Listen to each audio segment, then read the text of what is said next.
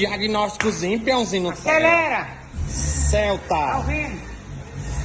Peraí. O que ele tá apresentando? Acelera!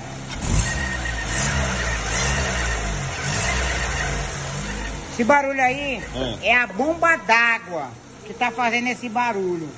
Esse cara aqui deve ter mandado tocar a correia dentada e o cara deu um toque apertando demais. Aí como a bomba já era velha, pressionou o diafragma dela. Tá com quantos dias que tu trocou essa correia dentada? 2 semanas.